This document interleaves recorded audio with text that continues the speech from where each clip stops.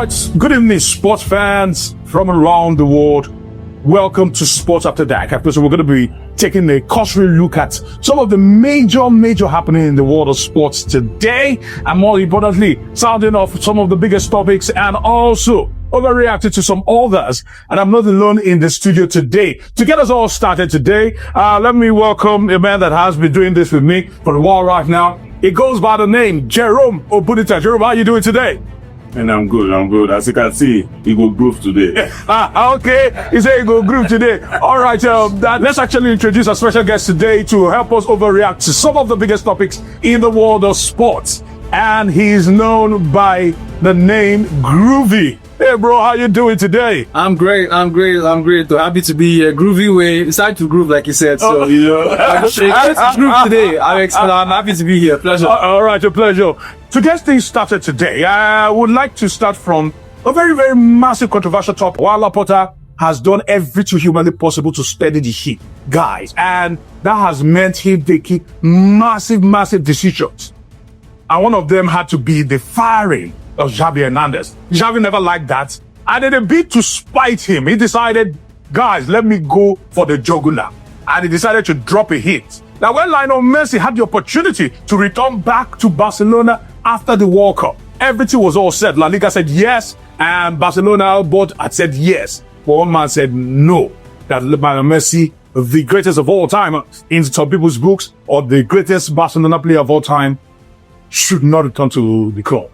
Looking back, I would say, I think I agree with the coach. Because if he had come back, who knows?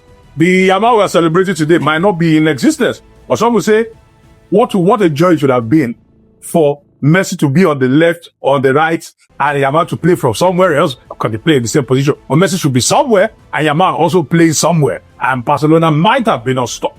So guys, let me start with you, Groovy. What do you think about that particular decision?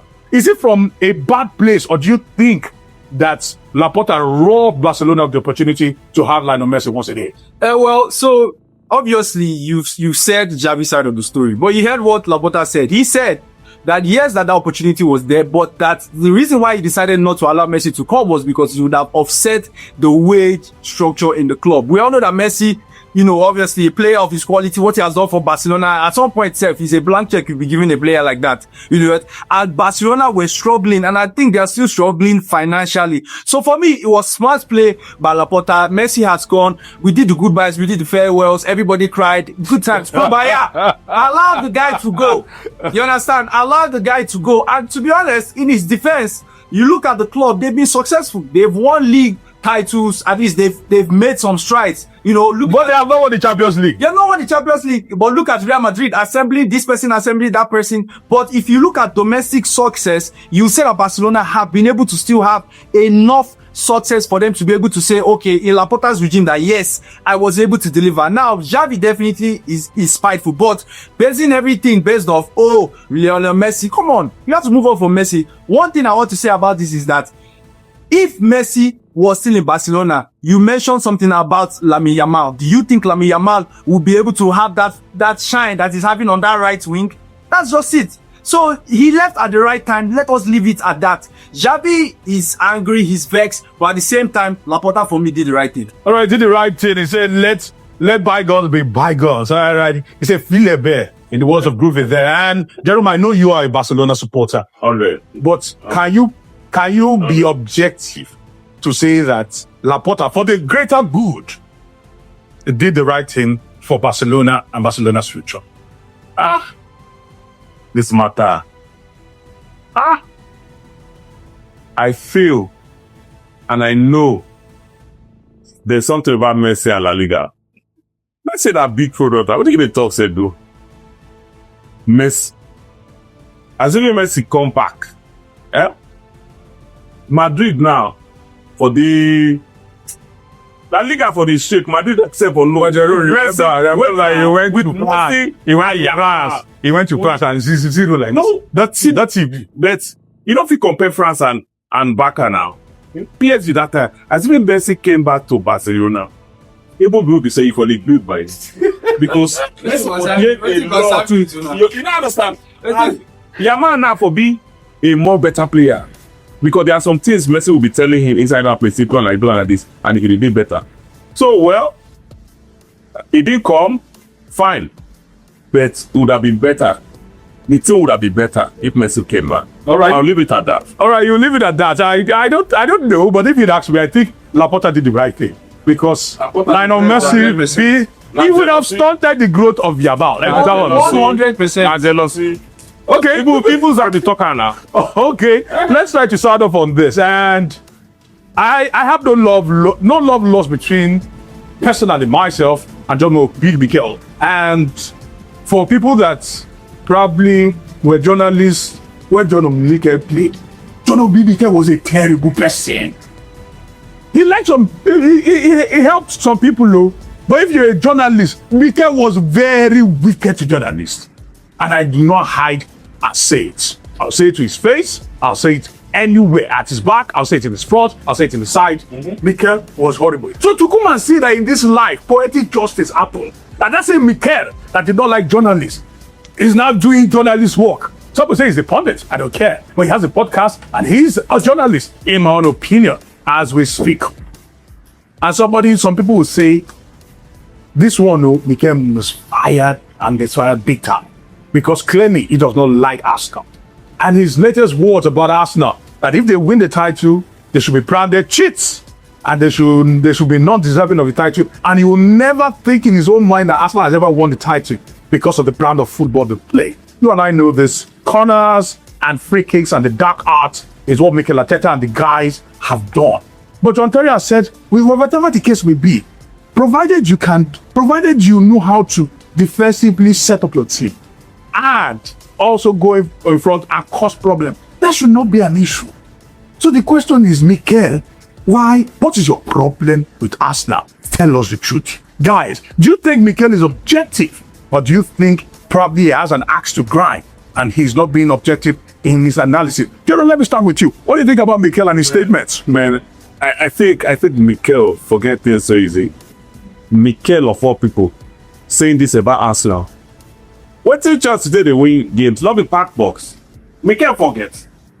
Where Mourinho go pack boss.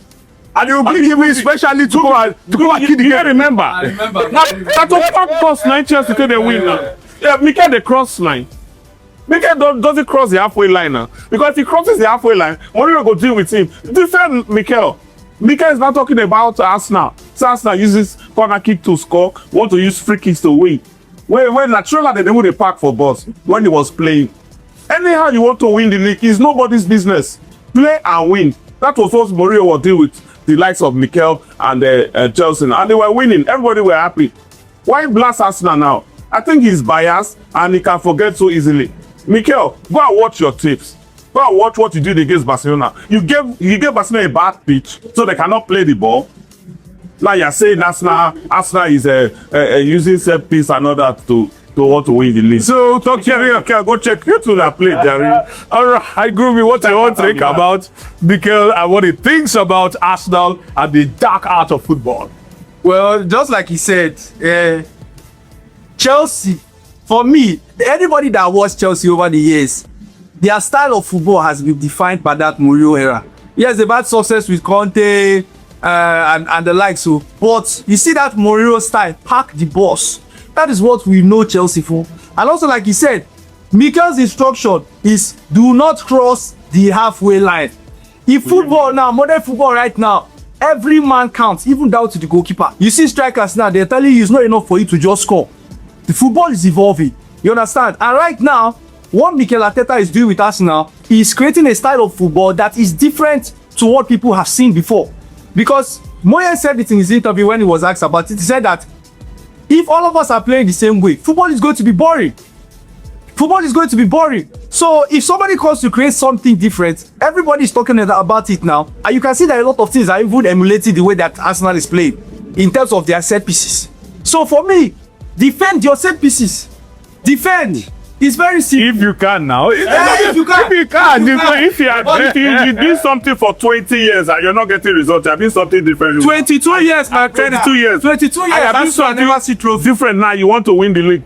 If anybody disturb you, send something to that person. For me, it's very simple. I don't know if Mikel is bitter, obviously, because Arsenal don't marry Chelsea. You understand? Arsenal marry Chelsea like this. The wedding ring they there for 35 years. Chelsea has not beaten Arsenal how many years, and I'm sure he's paid. He's paid that they want to win the league after 6 years. He's paid that they've not done it. But for me, it's really sad though. As much as I don't like Arsenal, I can banter them all I like and whatnot. If they end up winning the league, fine. It's set piece, not part of football. It's part of football. Set piece is part of football. So what set piece say? Of football. Is there anyone that said to use set piece to score goal, they will be salaried? Unless you commit a foul now. Arsenal want to win the league with pretending to I want to win at the During the midweek, a lot of things actually happened, and massive encounter as Liverpool lost to Galatasaray thanks to an assist provided by Victor Osimhen for Lemina on that particular day, and they'll be hoping to probably come back at the Anfield. And that's not the major crux of the game, although a lot of people will celebrate what Gala are actually doing. But Victor Osimhen was given a massive tribute, and a lot of people have spoken about the love he has enjoyed in Galatasaray and in Turkey, putting it side by side with what the hell he went through at SSC Napoli in Italy with the Naples team. And I look at it, guys, talk to me about Victor Osimhen. He's literally worshipped. They are packing the dollars and the pounds and giving to Victor Osimhen. They say you are a god. Enjoy your life. And I look and I say, what a way to treat a player. Let's start with you, Groovy. What do you think about Victor Osimhen and the love they've shown him in Galatasaray? Well, I think it's very rare for you to find a player that is adored by a club. If I could compare the love Victor is being shown by Galatasaray fans, I could probably compare it to maybe Lionel Messi at Barcelona. You know, which other player would I say that was adored by his club? Maybe something of that ilk, because this is a player that came in with that whole trouble from obviously Napoli. Coming into the club, we were thinking that he was going to move on to a bigger club in Europe. No disrespect to Galatasaray. And Galatasaray is not a stranger to hosting African players. The Drogba has played there and the likes of them. So they are a club that has that hospitality and love. But Victor's own is special. And the tribute that they gave to him in the match against Liverpool that brought him to tears, that is what the club is about. And these guys, they know that Victor has his eyes set on another club, maybe in the future. And they are trying to do everything possible to keep him. You understand? So for me, he should enjoy his football. He should keep playing. And you see him each and every day on the pitch. He gives his all. No sentiment. He doesn't do I'm bigger than anybody and everybody. The same Victor Osimhen you see in the Super Eagles is the same Victor Osimhen you see in Galatasaray. And I think that he's a role model for other players to learn from. And people are going to enjoy him, you know, for sure. To add to what Groovy said, when you see somebody, when you see a player or somebody that works for you that gives his all, that wants to die on the field of play, you want to do anything for that player. Jerome, I don't think I will agree with that, because no, wait first. The same fire Osimhen had when he was playing for Napoli is what he still has for Galatasaray. No, but Napoli treated him like shit. No, Napoli, you know, they have one kind of precedent. They have bad records of treating players badly, even though you give them your best. But we know what Gala has done. I think Gala is like a safe haven for Osimhen. Before Osimhen went to Gala was just like a normal place. No, Galatasaray is a big club. Gala na forest now. My brother, I know. Osimhen, Gala na forest too. I don't wait now. Okay, so that Jerome, look at Jerome, you've taken us down the road I didn't want to take. As Victor Osimhen made Galatasaray a better club, the answer is no. Because what better do you even do? What I don't know. Okay, maybe group. Before I come back to you, Jerome, group, what's your take about Victor Osimhen and his time at Galatasaray? Well, has he made the club a bigger club and a better club? Yes, definitely he has made the club. He has made the club a bigger club. He has made the club a better club. Thank you, Groovy. That one is for sure. Look at the amount of, I'm not saying he's the one that is pulling in the stars, but look at the moment he stepped into that dressing room, he pretty much raised the level of the game. There are few strikers in the world that you see that will come into a team and make that impact. This is a guy that has 4 man of the match awards in the Champions League, the highest among all the players in the Champions League. From a Galatasaray player, do you know the amount of spotlight he's getting? They talk about the Nigerian fans, Nigerian media. You know, say we know the joke with our football. Every spotlight is all Galatasaray right now because of him. Groovy, put your body. Galatasaray will not qualify past this round of 16. They don't reach round of when they reach round of 16 last.